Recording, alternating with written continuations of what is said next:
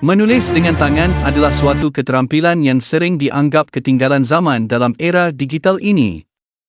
Namun, kegiatan ini ternyata memiliki manfaat yang sangat besar, terutama dalam proses pembelajaran dan penguatan daya ingat seseorang. Kita akan membahas mengapa menulis dengan tangan berkontribusi pada peningkatan daya ingat dan kemampuan belajar seseorang. Salah satu alasan utama mengapa menulis dengan tangan baik untuk belajar adalah kerana keterlibatan yang lebih aktif dari otak saat kita menulis dengan tangan. Ketika seseorang menulis dengan tangan, otak harus memproses informasi, merencanakan gerakan tangan, dan menerjemahkan pikiran menjadi kata-kata secara bersamaan. Hal ini menciptakan hubungan yang lebih kuat antara otak kanan dan kiri, yang pada gilirannya dapat meningkatkan kemampuan kognitif seseorang. Selain itu, menulis dengan tangan juga membantu memperkuat daya ingat jangka panjang seseorang.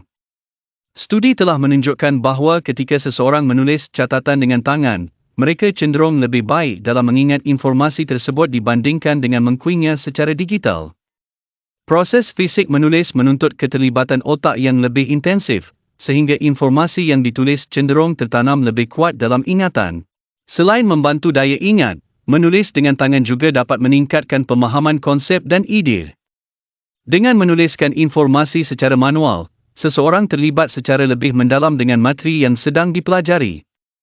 Proses menulis membantu seseorang untuk memproses informasi secara lebih terperinci, sehingga memperkuat koneksi antara konsep-konsep yang dia pelajari. Menulis dengan tangan juga dapat membantu meningkatkan kreativitas seseorang.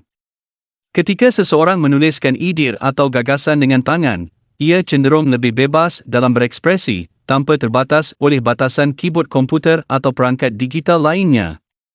Hal ini dapat merangsang imajinasi dan memunculkan ide-ide baru yang mungkin tidak muncul jika seseorang hanya mengetik. Terlepas dari manfaat kognitifnya, menulis dengan tangan juga dapat menjadi sarana untuk meningkatkan keterampilan motorik halus seseorang. Aktivitas menulis membantu melatih koordinasi tangan dan mata, serta meningkatkan kemampuan motorik halus yang penting untuk berbagai aktivitas sehari-hari. Secara keseluruhan, menulis dengan tangan dapat memberikan manfaat yang luas bagi proses belajar dan memori seseorang. Dengan melibatkan otak secara lebih aktif, meningkatkan daya ingat, memperdalam pemahaman, merangsang kreativitas, dan melatih keterampilan motorik halus, kegiatan menulis dengan tangan seharusnya tetap menjadi bahagian penting dari pembelajaran seseorang, meskipun dalam era digital saat ini.